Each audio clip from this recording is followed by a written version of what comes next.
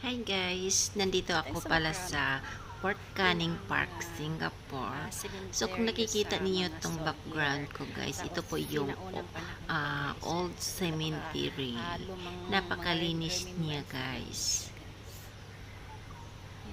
So ito yung park area. So ngayon guys, punta tayo sa garden. Papakita ko lang sa inyo guys.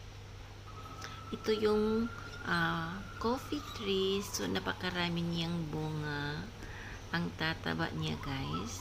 So, dito kikita mong maraming mga pananim, sari-saring pananim.